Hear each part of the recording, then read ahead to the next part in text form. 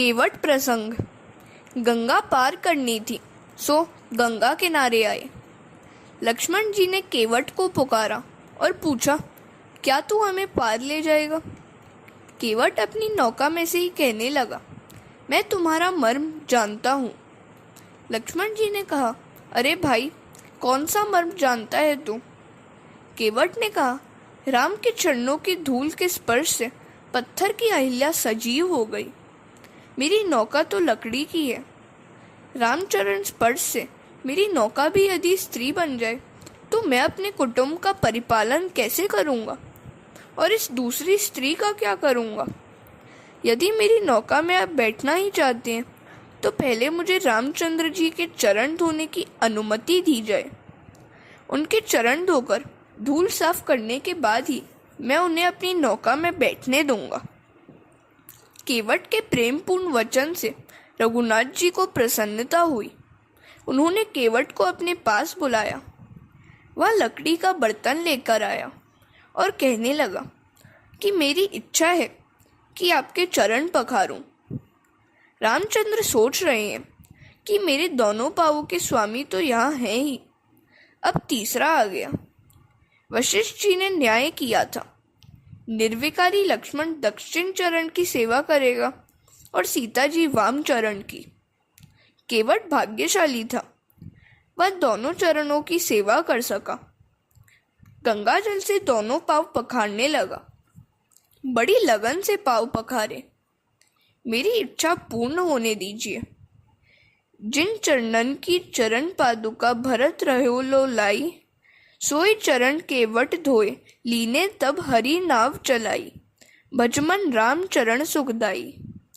यह केवट पूर्व जन्म में क्षीर समुद्र में कच्छप था।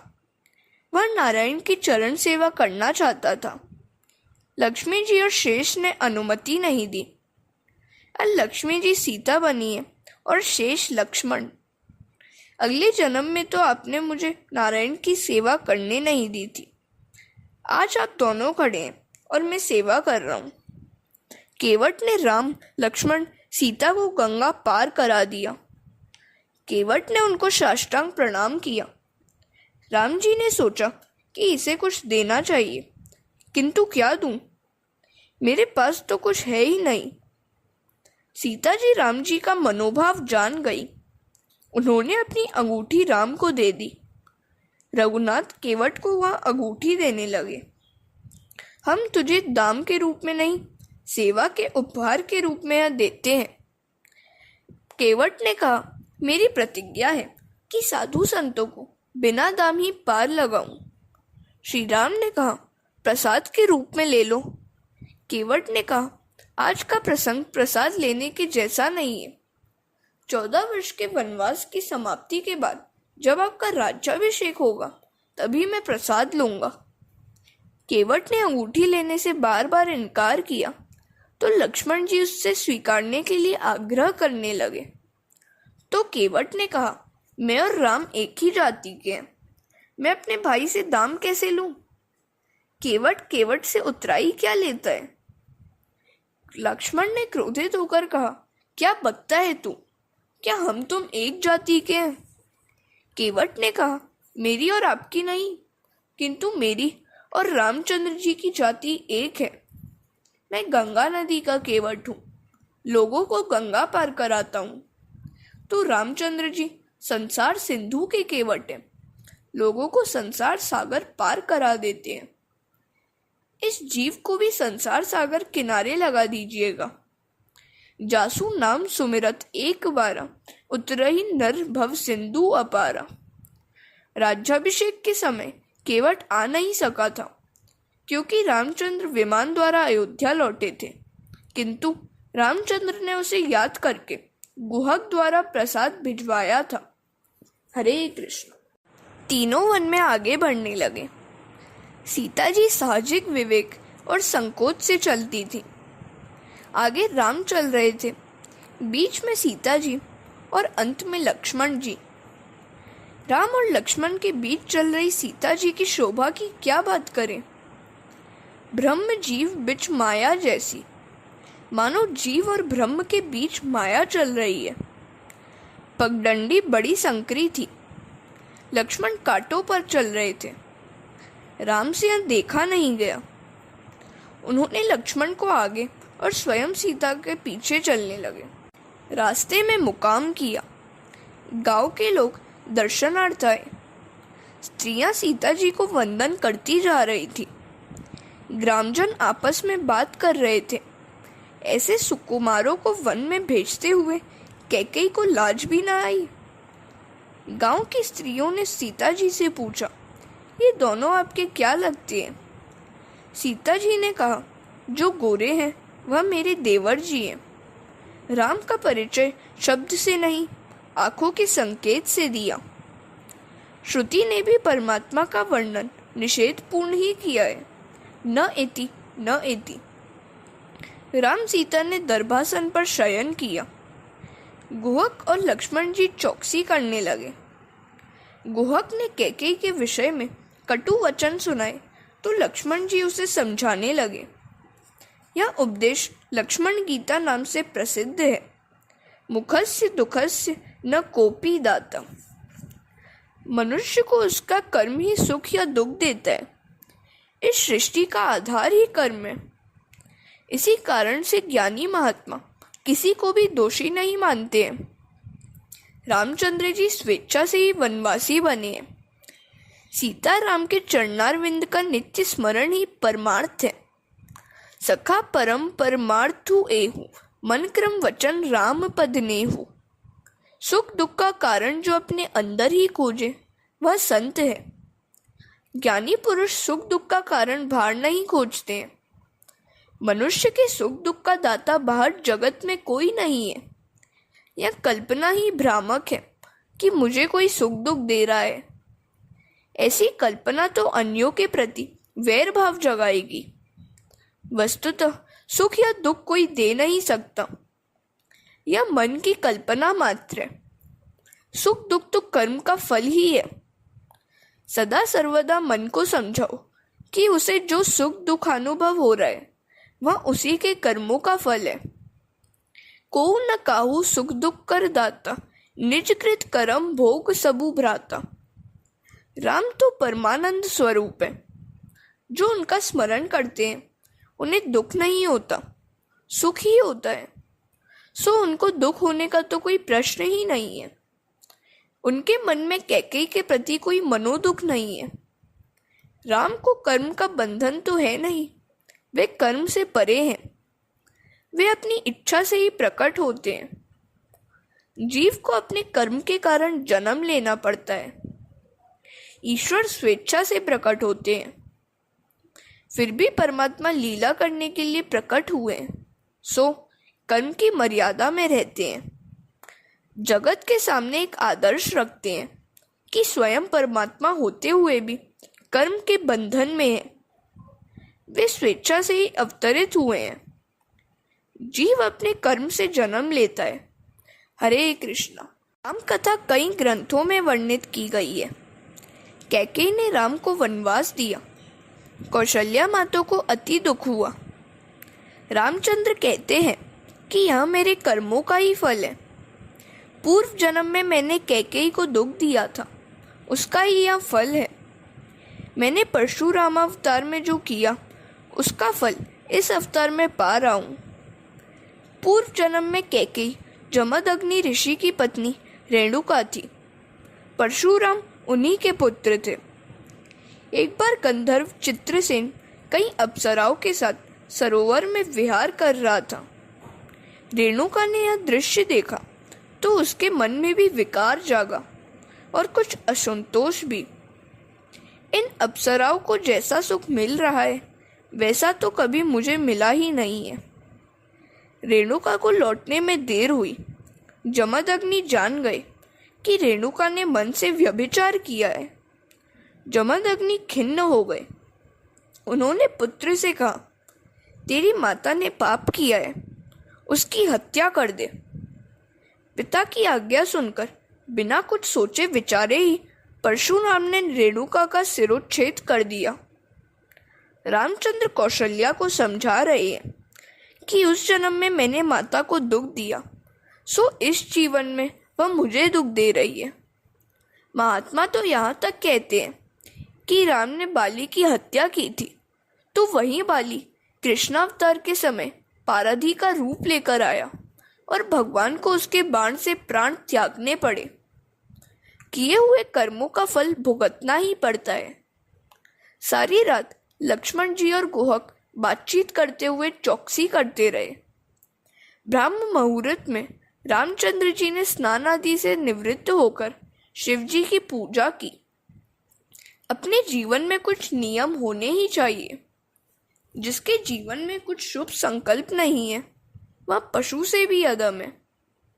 नियम के पालन के अभाव में मनुष्य पशु से भी बदतर हो जाता है। रघुनाथ ने जगत के समक्ष आदर्श रखा कि वे स्वयं ईश्वर हैं, फिर भी भगवान शंकर की पूजा करते हैं। गुहक को वापस लौटने को कहा गया, किंतु वह न माना। तो राम जी ने कहा, ठीक है, हम चित्रकूट पहुंच जाएं, तब लौट जाना। भगवान धीरे धीरे आगे बढ़ते जा रहे हैं। प्रयागराज में आए और वहां भरद्वाज मुनि के आश्रम में पधारे। तुम भरद्वाज बन जाओगे तो तुम्हारे यहाँ भी भगवान पधारेंगे।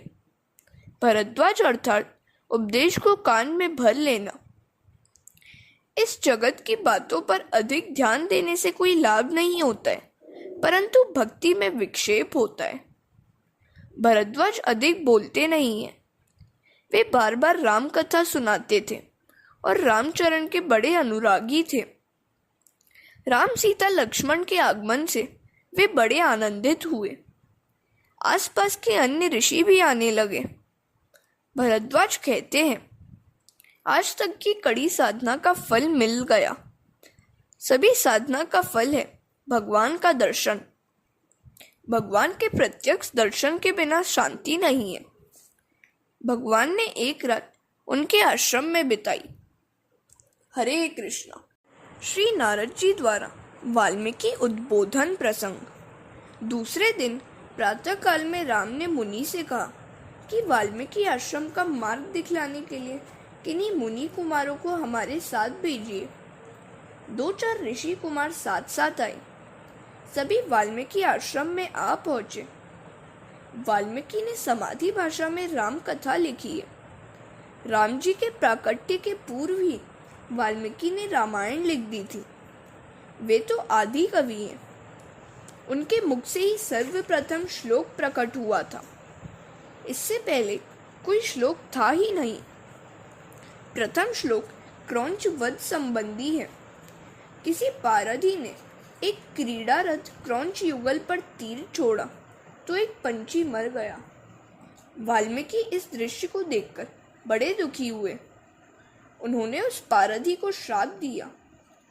इस श्लोक के 2 अर्थ हैं, एक सामान्य और दूसरा राम संबंधी। वाल्मीकि आश्रम में श्री राम, जानकी और लक्ष्मण पधारे। श्री राम ने वाल्मीकि से कहा, आप तो त्रिकालदर्शी हैं। वाल्मीकि ने कहा, यह तो सत्संग का फल है। पहले मैं था भील, जो लोगों को लूटता रहता था। कुटुंब को निभाने के लिए पापाचार करता रहता था। नारद जी के सत्संग ने मेरा जीवन बदल दिया। एक बार नारद जी मार्ग में मिल गए तो मुझसे पूछा, तू किसके लिए पाप कर रहा है? मैंने कहा, अपने कुटुंब के लिए। नारद जी ने कहा, क्या तेरे कुटुंब के सभी लोग तेरे इस पाप के भी भागीदार हैं? मैंने कहा, क्यों नहीं, वे सब मेरे पाप के भागीदार हैं। नारद जी ने कहा, तू अपने घर जा और सभी से पूछ, क्या वे तेरे पाप में हिस्सा लेंगे? मैंने अपने घर आकर पत्नी और संतान से कहा, तुम सबके लिए मुझे अत्याचार और पाप करना पड़ता है, सो तुम सभी मेरे पाप के भागीदार हो, ठीक है ना? तो उन सभी ने कहा, हम क्यों बने भागीदार? जो पाप करे उसे पाप के फल भुगतने पड़ेंगे। हमें क्या लेना देना है तुम्हारे पापों से? तो मेरी आंखें खुल गई। उन सब पर मुझे ग्लानि आ गई। मेरा मोह, मेरा भ्रम अब नष्ट हो चुका था। मैंने नारद जी के समक्ष सारी बातें कह सुनाई। तो उन्होंने मुझे राम नाम का मंत्र दिया, किंतु मैं पापी और अनपढ़ था। मेरे मुंह से राम राम के बदले मरा मरा शब्द निकलता रहा। राम नाम का जप ठीक से नहीं कर सका, मैं तो उल्टा ही जप करता रहा। किंतु प्रभु ने मुझ पर कृपा की और मेरा उद्धार किया। सोई जानही जेहू देहू जनाई, जानत तुम्हें तुम्हारी हो ही जाई। आप कृपा करके जिसे अपने स्वरूप का ज्ञान कराते हैं, वही आपको जान सकता है। आपको जानने के बाद वह भी आपका ही स्वरूप बन जाता है। तुलसीदास जी ने रामायण में पूर्णाद्वैत का वर्णन किया है। आगे भगवान और भक्त में कोई भेद ही नहीं रह जाता है। हरे कृष्ण। रामचंद्र जी ने वाल्मीकि जी से कहा, हम वन में रहना चाहते हैं, हम कहाँ रहें? हमें कोई अच्छा सा स्थान बताने की कृपा कीजिए। वाल्मीकि ने कहा, वैसे तो आप कहाँ नहीं हैं, जहाँ आप ना हो ऐसा एक भी स्थान कहीं नहीं है। आप तो सभी स्थान में हैं, आप तो भक्तों के हृदय में भी हैं।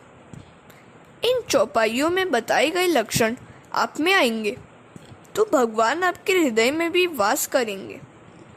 जिनके श्रवण समुद्र समाना, कथा तुम्हारी सुभग सरिनाना, बरही निरंतर हो ही न पूरे, तिनके हिय तुम कह गृह रूरे। काम क्रोध मद मान न मोहा, लोभ न क्षोभ न राग न द्रोहा, जिनके कपट दंभ नहीं माया, तिनके हृदय बसहु रघुराया। सबके प्रिय सबके हितकारी, दुख सुख सरिस प्रशंसा गारी, कहि सत्य प्रिय वचन विचारी, जागत सोवत सरन तुम्हारी।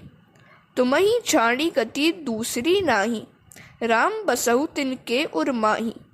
जननी सम जानहि पर नारी, धनु पारव विष ते विष भारी। जे हर्षहि पर संपत्ति देखी, दुखित होहि पर विपत्ति बिसेखी। जिनहि राम तुम प्राण पियारे, तिनके मन शुभ सदन तुम्हारे। स्वामी सखा पितृ मातु गुरु, जिनके सब तुम तात, तिनके मन मंदिर बसऊ, सिय सहित दो भ्रात। अध्यात्म रामायण के श्लोकों का यहाँ भाषांतर है।